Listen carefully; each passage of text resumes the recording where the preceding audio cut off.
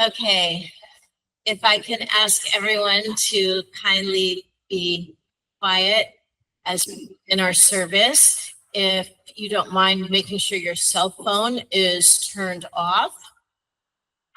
Thank you very much for doing that. So my name is Rabbi Deborah Schloss, and I'm honored to lead this celebration of life for my dear friend Mel, and former congregant, but way more a friend than a former congregant. This morning, we are celebrating Mel. We're not holding a traditional funeral. Why should we? Because after all, as we know, Mel was not a traditional man, at least religiously. However, there is something very informative about the word for funeral in Hebrew. And Mel, please don't strike me down for starting your celebration of life by mentioning a Hebrew word. Actually, I'm not worried because I know that even you would approve of this. So a Jewish funeral is called levaya in Hebrew, which literally means an escorting. Escorting the one we love out of this limited world and into the world without limits, what we call in Hebrew, olam haba, which is the world to come.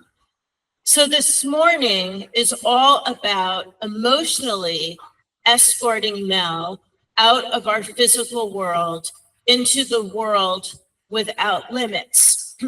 Mel's soul, I strongly believe, is already there. But sometimes a soul needs our assurance that it is okay for them to journey further into the world without limits, that we will be okay, and that we will always celebrate them and their love and their kindness toward us.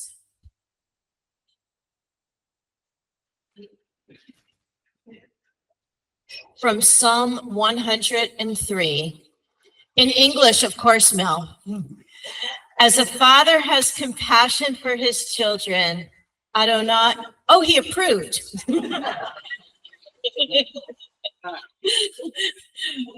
We knew you were going to be really resting in the next realm, Mel. As a father has compassion for his children, Adonai has compassion for those who show reverence. God knows how we are fashioned. God remembers that we are but dust. The days of mortals are like grass. We flourish as flowers of the field. A wind passes over these flowers and they are no more, and no one can recognize from where they grew. But God's compassion is everlasting. God's kindness to children's children, to all the reverent ones, endures age after age, unchanging. So the bulk of this morning will be 6 of us sharing about Mel. And I'm going to start things off. It's the 6 things I'll always remember and cherish about Mel.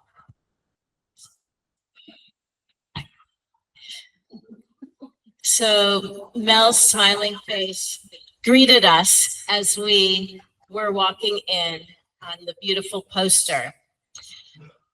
Mel's face, most notably his beautiful smile, which radiated not only his face, but also his entire being, and his mischievous, impish eyes.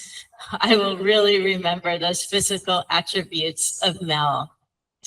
The second thing I'll always remember, his short, matter-of-fact, brutally honest, confidential talk with me before becoming TBT's president. Did he tell you about that, Cherry? Yes. Okay, so at the end of this really short talk, he asked me if I still wanted him to be the president of our synagogue.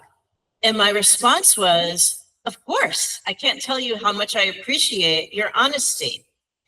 And what a wonderful quality that is for the president of a congregation. So maybe I ate a few of my words a little later. The third thing I'll always remember about Mel, as I already mentioned, is his preference for English prayers instead of Hebrew ones. Oh my goodness, do we have talk after talk after talk about this? The fourth thing I'll always remember is his excitement about our Israel trip. So he bought us these bracelets before our Israel trip. This one says, believe it or not, in Hebrew, Shema Yisrael, which means hear, O Israel. So it was such a gift for Mel to take y'all, his family, on our synagogue Israel trip. It ended up really being a gift not only to each of you that he brought, but really to the rest of us who were on this trip with you, and to witness your beautiful family interactions and relationships.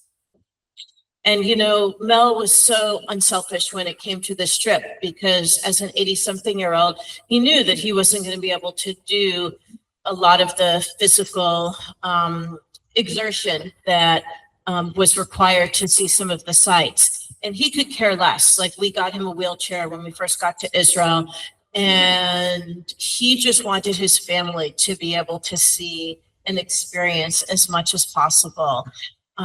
Him seeing things was really secondary. And I know that will be a trip you and your family will always remember. The fifth thing that I'll always remember is him wanting to come to my current synagogue, Sharet Tzedek, to see me in action. Even though I told him most of our prayers were in Hebrew, he's like, I don't care. I want to come see you, Rabbi. Maybe I'll sit in the back, but I don't care. And I was really hoping that Mel would have had the opportunity to see me at my synagogue in the Woodlands, but that wasn't meant to be. So Sherry, you're going to have to go in his place. And finally, his love of my husband, LJ, and me, and most importantly, his deep and abiding love of his family. There's so much more I'll remember, but I don't want to keep you here until 5 o'clock tonight. And I know others will also be sharing. So Washington Irving observed, there is a sacredness in tears.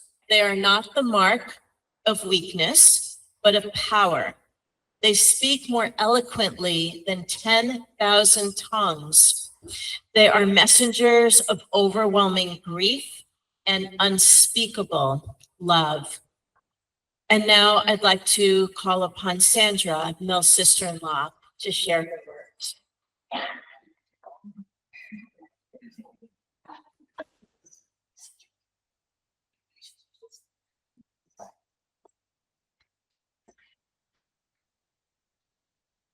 As the rabbi said,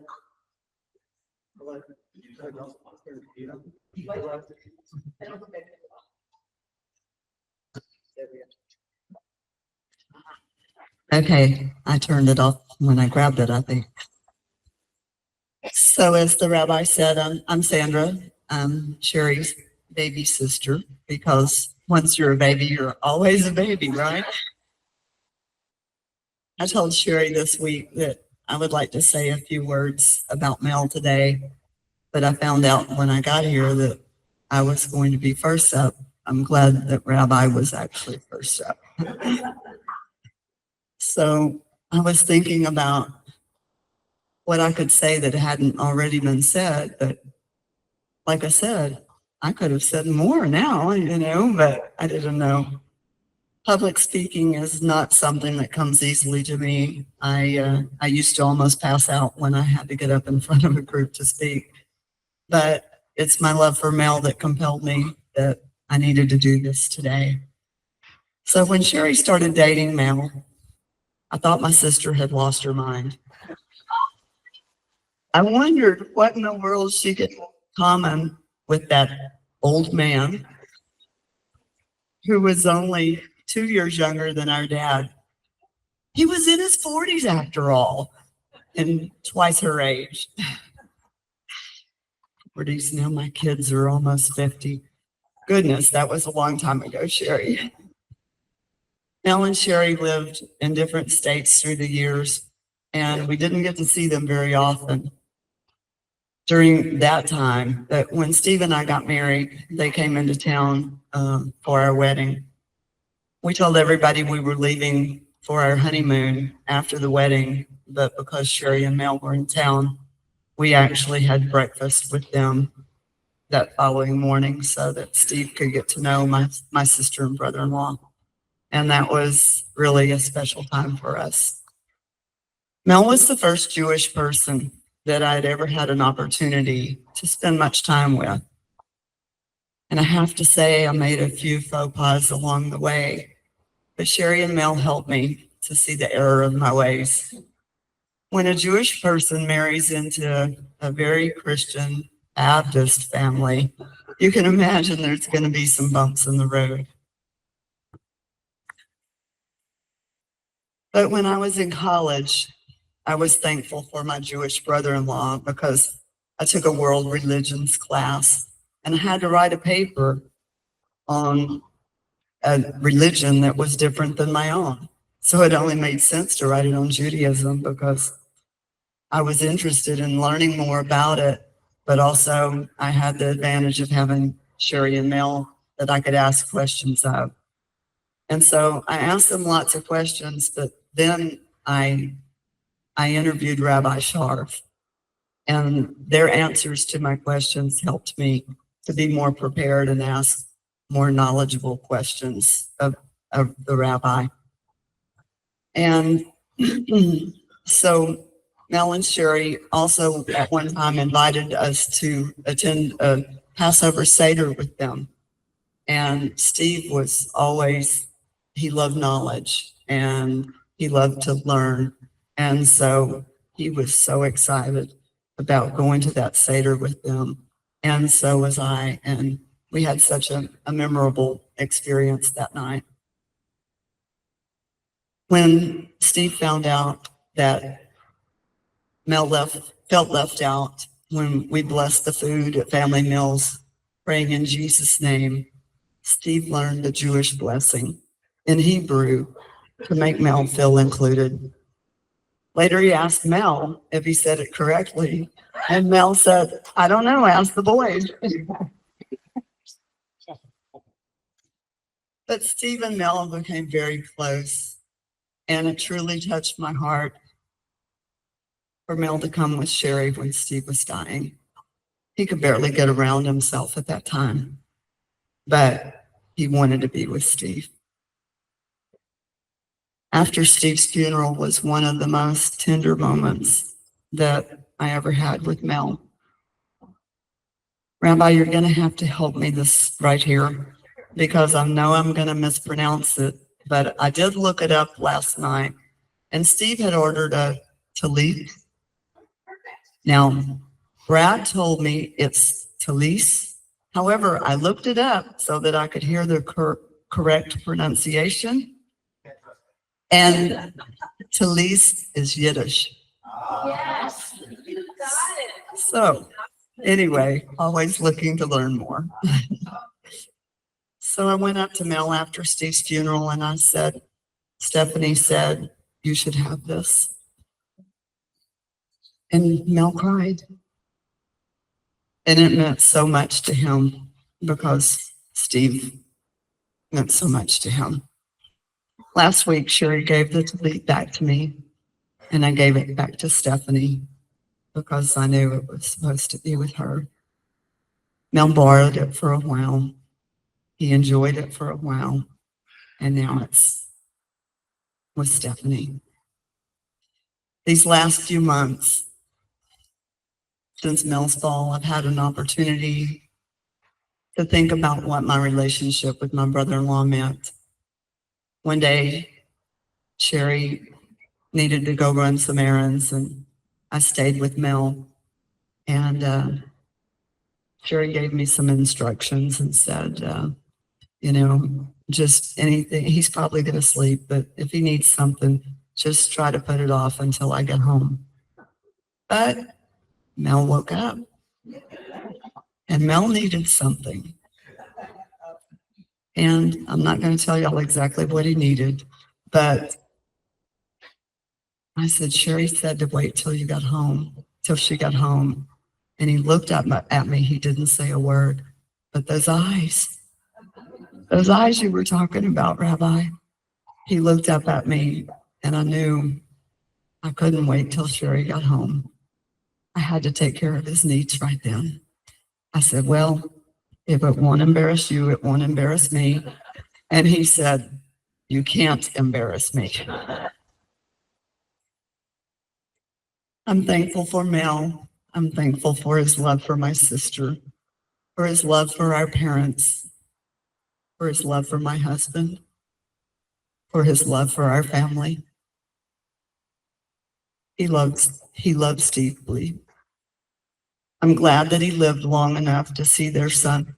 Well, a lot of us didn't think that he would even see Brian graduate, but he did. And not only did he see them grow up, he saw them get married. He saw them have children. So he had some more grandchildren. And I'm glad that he had that opportunity.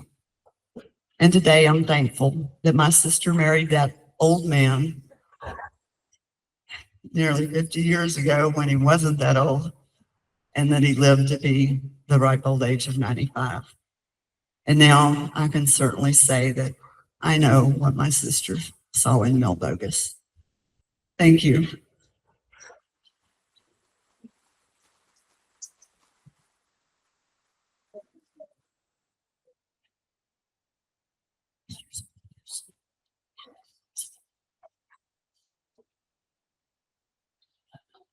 Such beautiful, heartfelt words, Sandra. Thank you.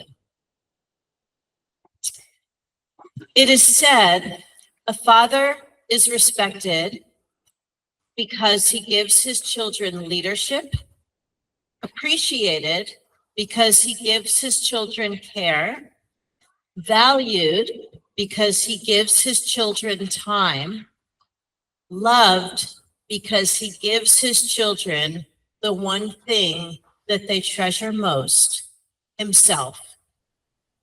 Now I'd like to call upon Brett.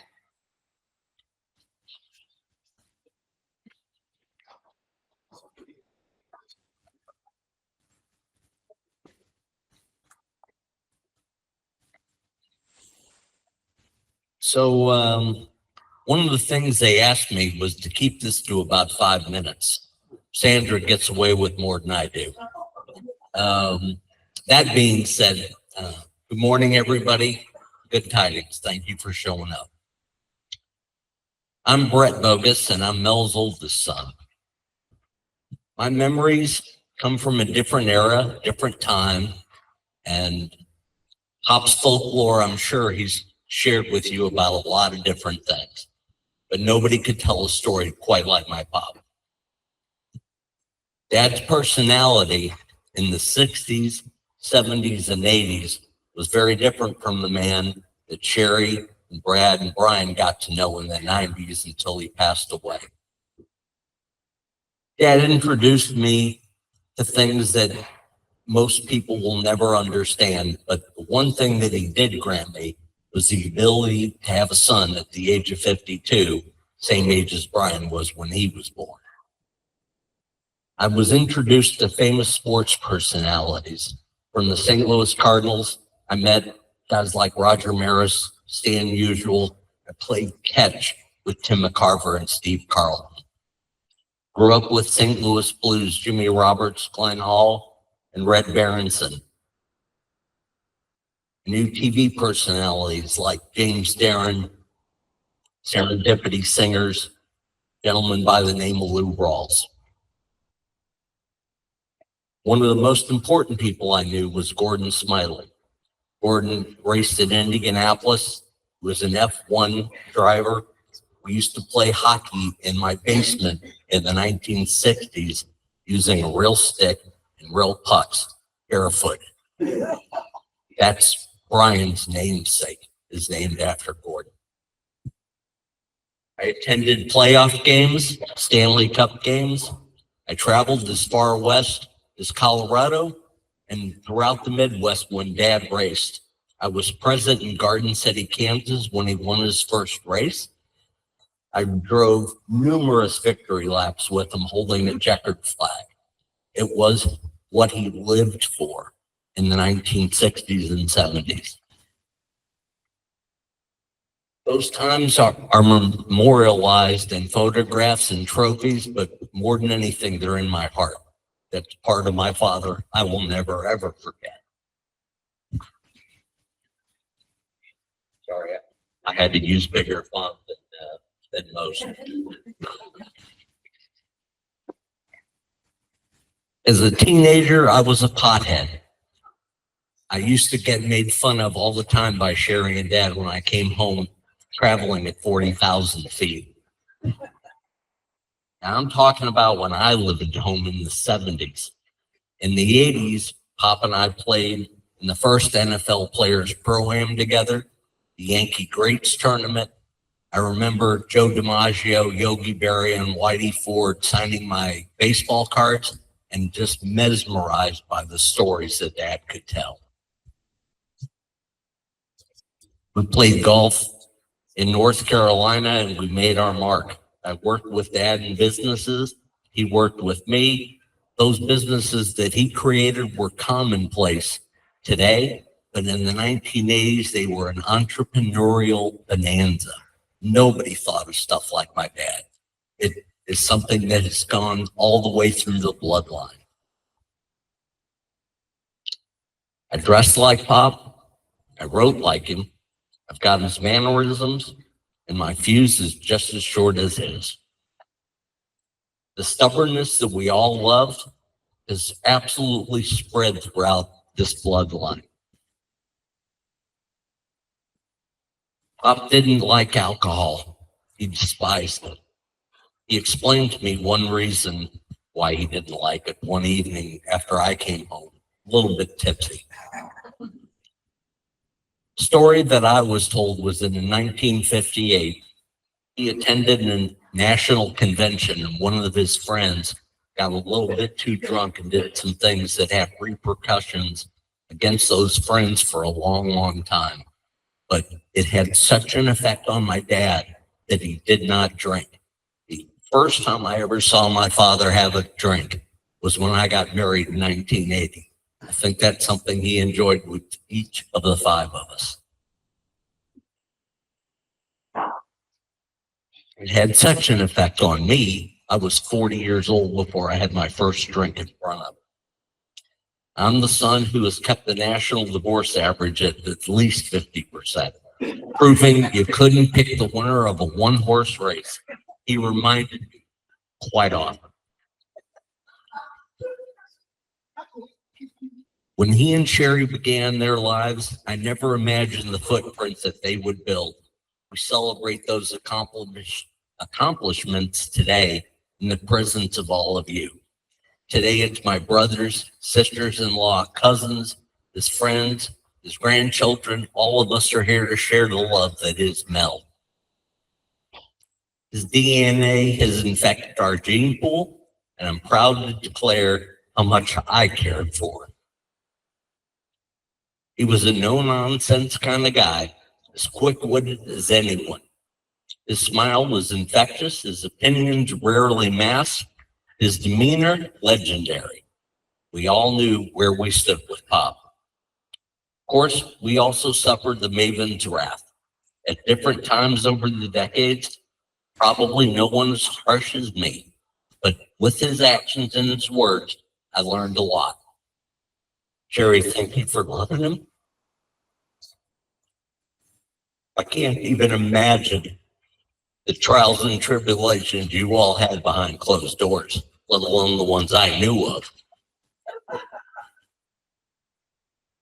Regardless, today I share my love for my mentor, Melvin Bogus, with all of you. To his family, we knew him as a curmudgeon, but he was my dad, Pop, normally. Rest in peace, Pop. Get things ready for that time when we all get to come meet you again. Thank you.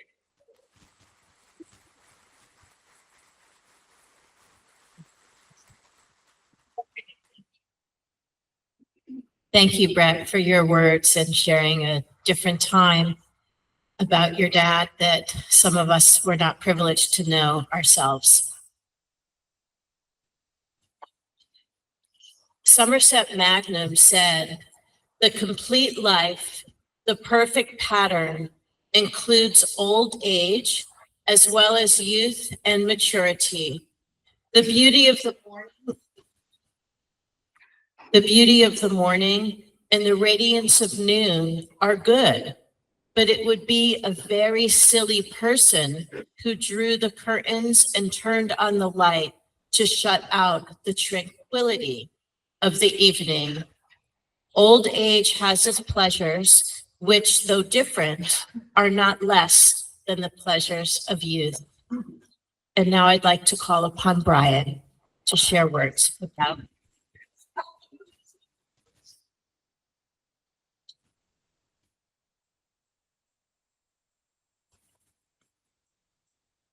I don't like to say this often, but Brad's way better at this than I am, so you're just gonna have to bear with me through this. He's got that theater background, so. If you're here, you've heard all the stories about my dad, and he told them, and he told them well. He had a really interesting life, and so the stories went on and on. I thought a lot about what I was gonna say, and I realized I didn't really want to share my favorite memories with you. What I wanted to do is give you a glimpse into a part of him that you may never have known. My dad had a really challenging childhood. His mom died when he was 14 months old. He was passed between aunts and uncles, never really found a home. And then his dad wasn't a very engaging father.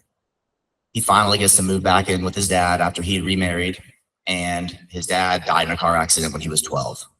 He went back into the cycle of finding a place to live and found himself in military school at the age of 14.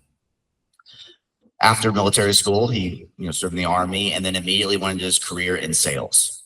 And Dad, he was destined for sales. That was his career path from the very beginning, and it was very, very obvious.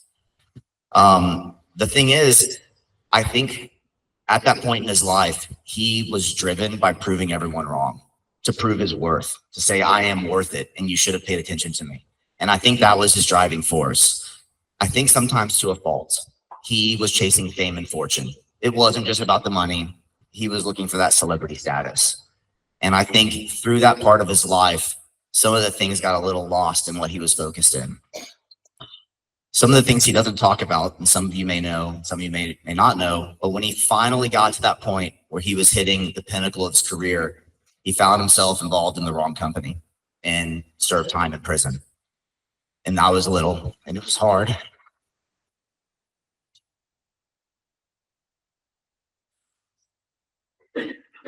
I tried to practice this so I wouldn't cry. Everyone staring at you is a lot harder. It was a really tough time for us. Bankruptcy, prison was really hard. I have really rough memories of that time. Fortunately for him, he married a rock star and a superhero, and she took care of us. If you knew Brad and I when we were kids, we were not easy. So to be able to handle that and handle it like a champ, is admirable. But when he got out, keep in mind, he's about 60 years old. Did he just curl up in his bed and say, my life is over? No, not Dad. Dad went out there and he busted his ass. He worked really hard. I know I'm not supposed to say that, sorry. Just one.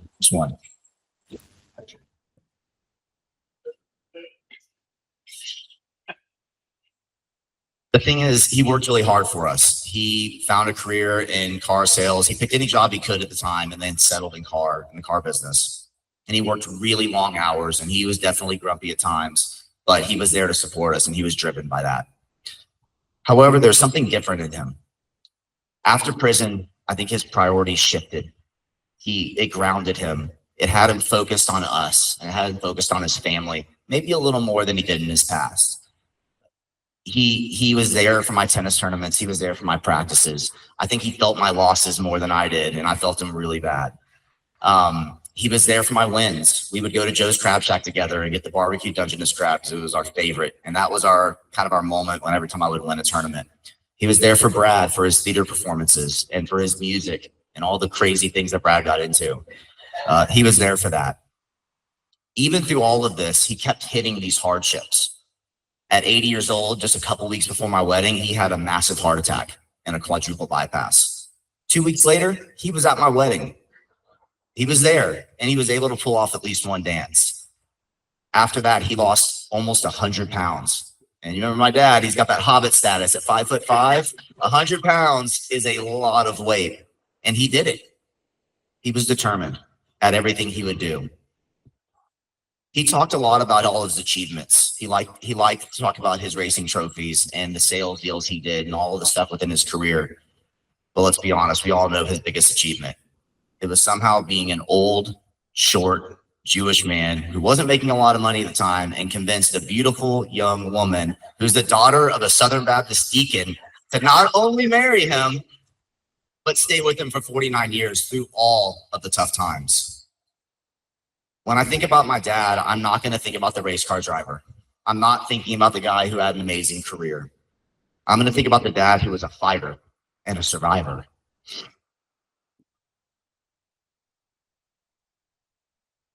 I'm going to think about the guy who could get knocked down 1,000 times and he would leap off the ground and still go, and he wouldn't stop.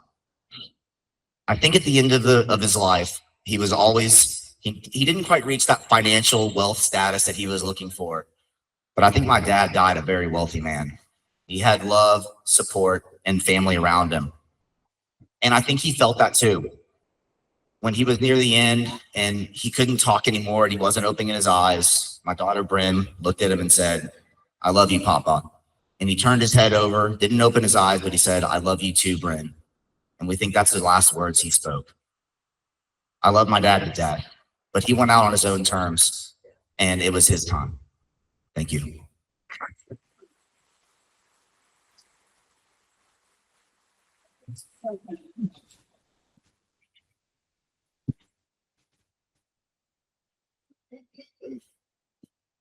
A moment lasts all of a second, but the memory lives forever.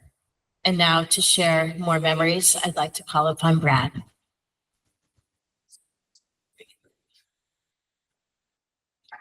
just going to move this a little bit out of the way. Sorry, Brett. I move. So yes, you've heard my dad was a storyteller. If you're here, you've likely heard many of his stories because he loved to tell them. I've always considered myself lucky because I got that gift in spades and have subsequently made it like my entire identity. So in classic Mel Bogus fashion, I'm going to tell you 3 quick stories. These stories take place over the last 20 years of his life. And some of them you may have heard, some of them you probably haven't. First story takes place in the year 2000. We're traveling through Europe, and Judaism was very important to my dad. So while we were in Europe, he wanted us to stop at a concentration camp. We left Munich and we go to Dachau concentration camp, which was the first death camp built in Nazi Germany. And as we're walking through, the grounds and the memorials, we make our way to the area where the incinerators and the gas chambers are.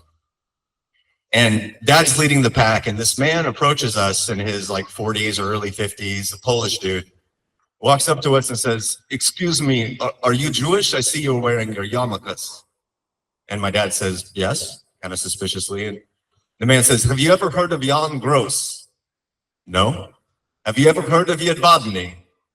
"No." He proceeds to then tell us that Jedwabne is the village in Poland where he's from, and that Jan Gross wrote a book about how in 1941, half of the villagers brutally massacred the other half of the villagers in Jedwabne, all Jewish, eradicating the entire Jewish population of the village. And in tears, this man says, "I'm so sorry for what my people did to your people. Please forgive me. Please forgive me." And we're all crying. I give this man a big hug. And Dad was so overwhelmed because how could you not be? He couldn't even say a word to the man. He just was crying, and the man took off. And you know, I don't really know what possessed that guy to come talk to us at that moment or to approach Dad. I'm sure hundreds of people come through that camp every day and don't talk with a stranger, but that was like this impactful moment we never forgot. Story number 2. I promise they get a little nicer from here.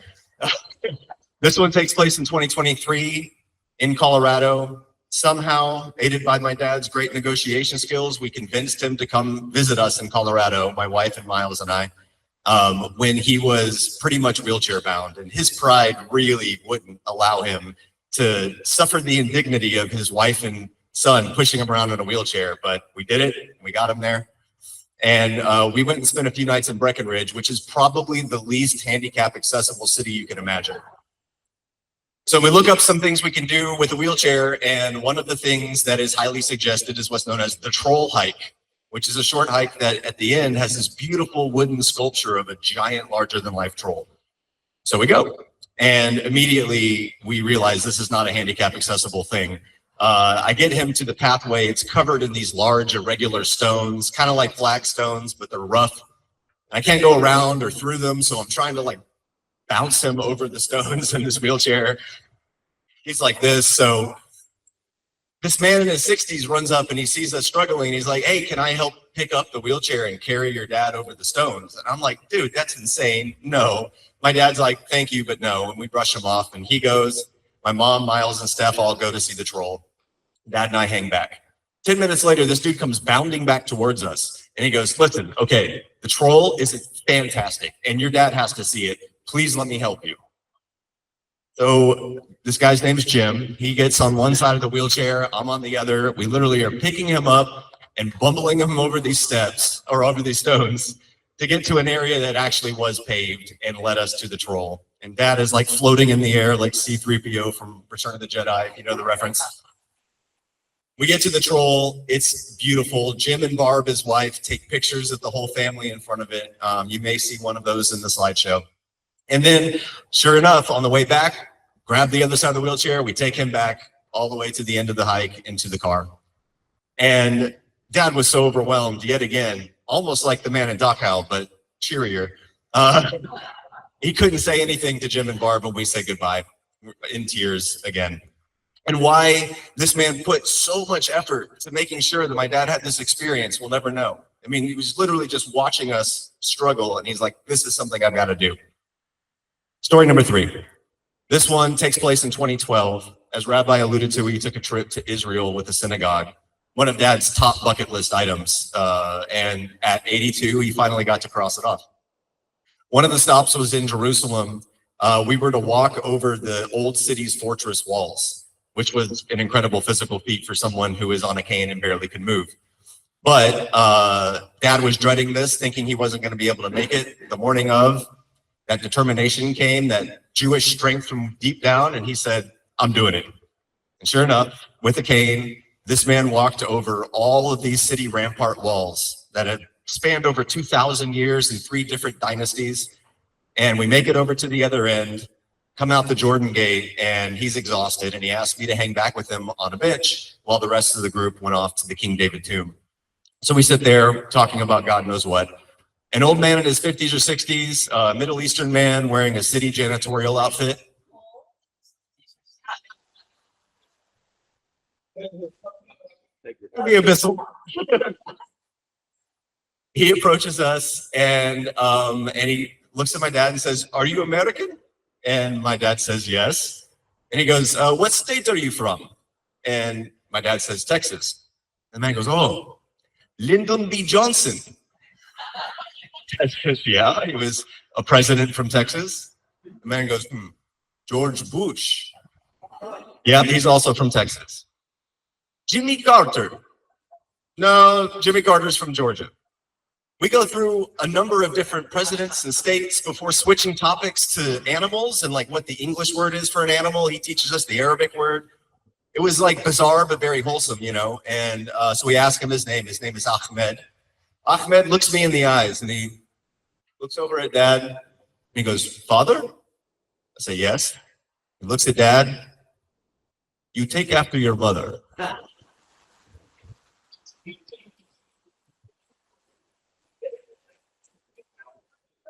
He's right. He's right. But again, why this man felt comfortable just approaching us and talking to us like this, we'll never really know. And for that matter, again, I don't know why Jim or the Polish man approached us out of nowhere either. Best thing I can do is guess. And my best guess is that Dad just kind of had this thing about him. And that thing, whatever it is, transferred into all of us as well. And it's not just like charisma, because he had that in spades, obviously, but it's more dimensional than that. And it's not that he had like a particularly warm or welcoming aura, as you can tell from our stories. He was sometimes intimidating. All I can say is it's just like this mixture of things that includes charisma and his comedy and his consciousness and open-mindedness to new experiences and new things that just drew people in. And I can only hope that I have a scratch of that from him in my life, because I'm really looking forward to the next time I'm out in my next adventure in the world and a stranger approaches me and gives me some sort of magical memory that I tell as a story for the rest of my life, much like Dad did. I'm overwhelmed by how many of you came and are here to support and share in the love of my dad and in my family and supporting my mom. You guys have really kept our plates full, even if one of the chairs at our table is empty. So thank you very much.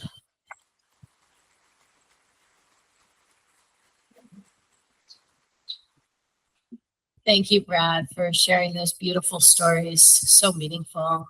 So Mel, small in stature, but certainly larger than life. And now I'd like to call upon his beloved Sherry. I'm good. Good. Yeah. Okay. I'm going to try to get through this.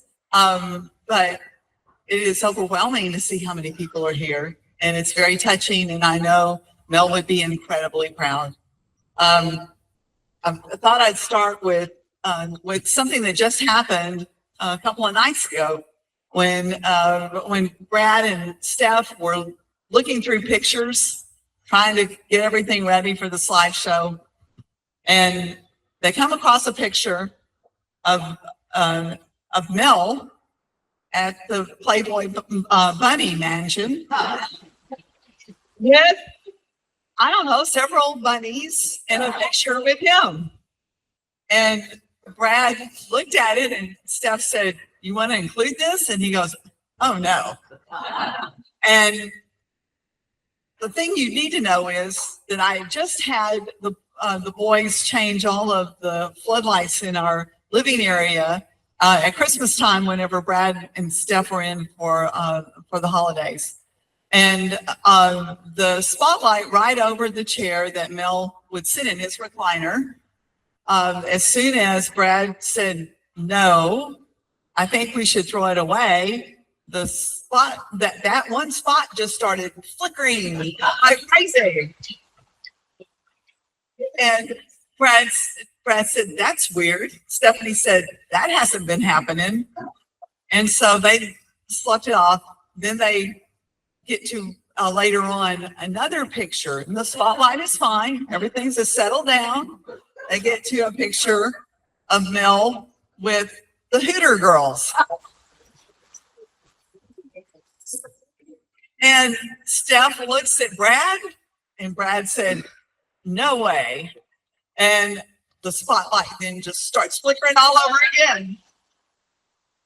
So he is larger than life. He's here with us. And I am sure he is seeing all of this. And this is special. One of the things I wanted to really say is that Brian had mentioned that his father died when he was 12. And he did not mention who Mel went to live with. And he went to live with his mother's brother, Uncle Maury, and his wife, Aunt Fanny. And they took Mel in. He was, like I said, 12. They had a son that was 5 years younger, Malcolm. And Mel always considered Malcolm his brother, even though they were cousins. Now, Mel was a handful, I'm sure, because his stepmother had told Mel whenever his father died that she had called all of the relatives and no one wanted him, and she was going to have to put him in an orphanage. And at the same time, Aunt Fanny and Uncle Mari had called her and said, we want Mel to come live with us. And she told them that he was all that she had left of Bill, Mel's father, and she was keeping him. She was an evil woman. So whenever Uncle Maury and Aunt Fanny got him, he was a pretty tough kid. And then as his grades started toppling when he was in 10th grade, he went to a military school in which Uncle Maury and Aunt Fanny were very attentive and went to all of his awards and things that he won. And they were very loving parents. Mel's first job was with his Uncle Maury, who was a sportswear manufacturer in St. Louis, a ladies' sportswear manufacturer, and Mel was a sales rep for them. And Mel spent, as he would say, he spent 20 years in women's pants.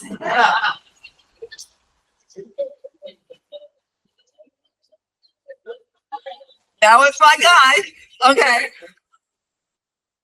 All right. And as you heard, my sister said we were an unlikely couple. I'm sure that everyone was placing wagers. In fact, I know, including Mel's family as well, how long will this marriage last? And I guess we proved them wrong, and we had an amazing life. It came with its challenges. We had our ups and downs, but we were always devoted to one another and cared for one another. Now that you also know our dark family secret about Mel going to prison, it changed our lives. It changed my life. It changed his life. When he came home to a different woman, as he was a different man. I was career oriented. I had to really buckle down and go to work and support our two children. And they were little. I wanted, if anything, to keep them as solid as I could and our family together. And I got involved in women's rights and making sure that, because I really did experience what it was like to be a single mom, even though I wasn't single. And I really got involved in mentoring women and helping women and really supporting women as they were trying to start their careers or were put in a position of needing a career. Mel had to deal with that because I was a stay-at-home mom until he went away. And as you probably have figured out, he had quite the ego. And living in my shadow was not always easy. But I built a great career. I'm still working today, and he supported me through it, because if there's one thing I learned that you never give up. You keep plugging along, and he taught me that.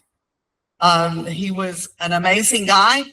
We're here to love him, remember him, remember all the fun things that was about him, but know that what the trials that we went through made him who he was, and also made me who I am. So if you see tears, they're tears of joy, and they're tears of thankfulness, because we had so much time together. We didn't expect that. When we got married, we thought, well, maybe if we saw our 30th anniversary, that would be good. And then we saw our 30th, and we saw our 35th, and so on, until we would have celebrated 48 in April. We had a great life. It was an amazing life, and that's why we are here to celebrate. And I got through this.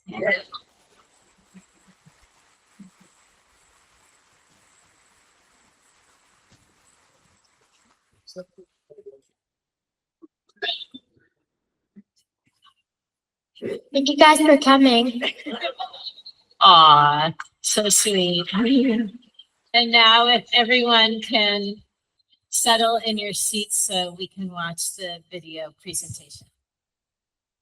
Yeah, we just have a really short video we wanted to share with y'all. Big thanks to cousin Josh for encouraging us to record an interview we did with my dad. And we recorded a lot of it. We just did a small 4-minute video. So big thanks to Brad too for putting it together and editing it. After the video, that's the end. I think you might say something to close it out. But I wanted to mention one of the things is my dad had a sweet tooth. So we set up a candy bar over there on the other side with all of the favorite candies that we can remember he liked throughout his life. And we found, luckily, some root beer of his favorite place in St. Louis. It's a local restaurant that brews their own root beer. It's his favorite soda of all time. And there's sample cups as well. So please go try some of that. Share some of his favorite sweets because he definitely had a sweet tooth. And then there's food also in the kitchen across the other way with sandwiches and drinks and everything. Also, I'm just going to ask you guys to please be as quiet as you can because I can only use the TV audio here. Not the perfect solution for this, but also if you're watching the live stream and you can't hear what's on the video, we'll make sure that you get a copy of it so that you can see it as well.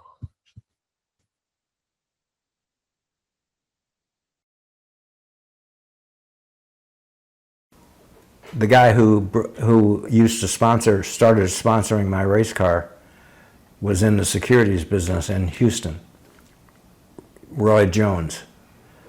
And Roy got me to come to Houston to test it. They made me an offer that made me blank. And I took the deal, drove my motorhome that I was selling at the time, drove it from St. Louis to Houston. Roy Jones's girlfriend, who Sherry worked with.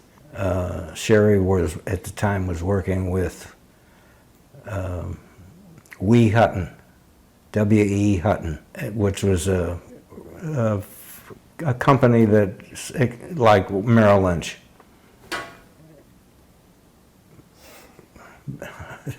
It's a bird committing suicide.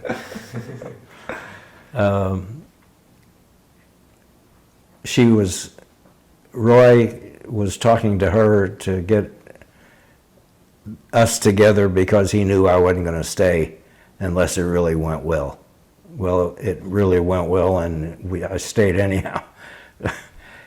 But I met Sherry the first couple of months that I was there, and we went on a couple of dates to the antique stuff, and she liked it, we liked it, I liked it. I was 43, and she was 21. Well, first of all, I was offered the job in Florida. I asked Sherry if she would like to go, and she said yes. I went. We decided that what we had to do in order to do that was we had to talk to her mother and her dad, because we weren't going to do it on the sly. So I said to Sherry, which one do you want? And she said, I'll take my mother. And I said, okay, well, I'll talk to Charlie then. And we sat down, and my interview lasted about 30 seconds. Hers lasted a little longer. Charlie said, what are your intentions with Sherry? And I said, to show her I love her, and that will do it. And I would never do anything to hurt her. And he said, that's all I care about. And that was our conversation. I can't think of anything she could do more than what she does in a marriage. She's, like I said, she's one in a million. I don't know another woman like her. My feeling, Sherry and I now have been married over 40 years, and that in alone is not easy. But in our case, there's been no secrets. As you know, I went away for a while, and even through that, she held on, and so did I. She was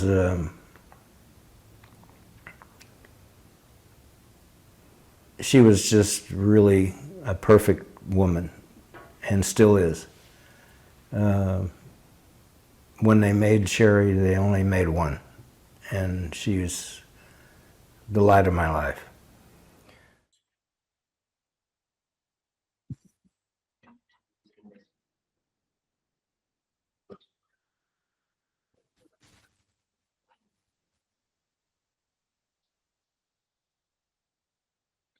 So there are two prayers that I don't think the lights are going to start blinking that I'm going to do. The first is called El Male Rachamim. First, I'm going to do it in English and then Hebrew. And if you're able to stand, please do. If it's too hard to stand, don't worry.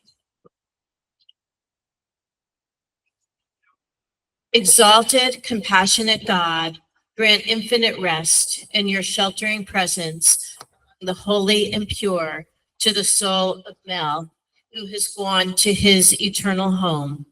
Merciful One, we ask that our loved one find perfect peace in your eternal embrace. May his soul be bound up in the bond of life. May he rest in peace. And let us say, Amen. Okay, I'm a little concerned about the Hebrew, but I think it'll be okay. And you're all with me. So. El Male Rachamim, Shochem B'Meromim, Hamse Menucha Nechana, Tachat Kanfei HaShechina, B'Malot Kedoshin U'Torin, Kezoha HaRakia Mazhirin, Et Nishmat Moshe, Shehalach Le'olamo, Began Eden Tia Menuchato, Ana Ba'al HaRachamim, Hasirehu B'Seter Kanafecha Le'olamim, Utzur B'Tzur HaChaim Et Nishmato, Adonai hu nachalato v'yanuach b'shalom al mishkavo v'nomar amen. And the last prayer that we remain standing for, if we can, is the Mourner's Kaddish. And this prayer really is just about praising God, which sounds kind of strange considering the title is Mourner's Kaddish. And we say this prayer during a time like this to remind us that even though we're sad, that God is worthy of praise. And, you know, at this time, I mean, Mel was blessed to live such a long life. I mean, I'll feel grateful if I could make it to 95 and have, you know, all my marbles about me like Mel did. But it's traditional to say this prayer, and even though it's actually not only in Hebrew, it's in Aramaic, which was the vernacular language of the Jews when they were exiled in Babylonia. I know Mel would approve of me saying this, and for those of you who know it, please join me. Yitgadal v'yikadash shemei rabah, v'yamad divrach hirutei v'yamlech malchutei, v'chayechon v'yomechon u'v'chaye d'chol beit Yisrael, b'galau v'zman kariv v'imru amen. Yehi shemei rabah mibarach le'olam almei almaya, yibarach v'yishtabach v'yipa'ar v'yitwamam v'yitnaseh, v'yitadar v'yitaleh v'yitalal, Shemei de Kudasha Barichu, Le'ela Min Kol Berchata V'Shirata, Tush B'chata V'Nechemata, Damiran B'Alma V'Imru, Amen. And then I'm going to sing the last part. It translates as God brings peace above, may God bring peace to all of us as we say Amen.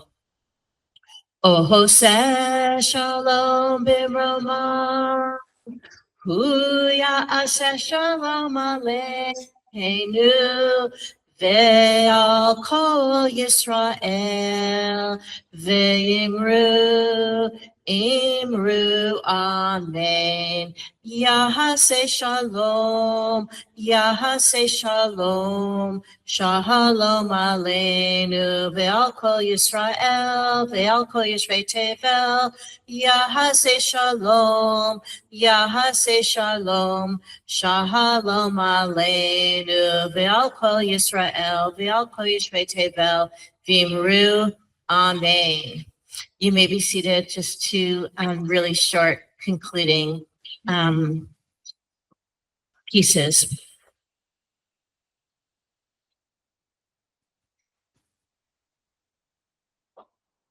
Okay, 3. Oh, 4, sorry.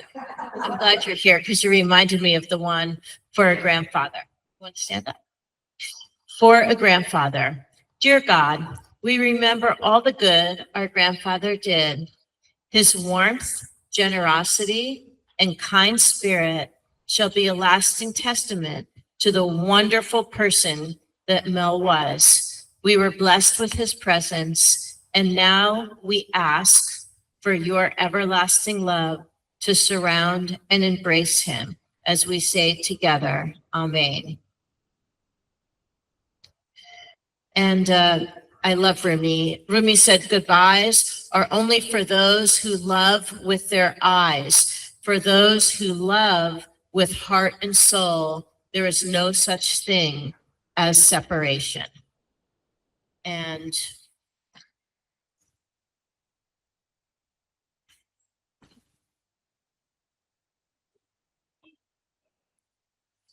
a lady by the name of Emily Phillips wrote her own obituary, and in it she made this statement.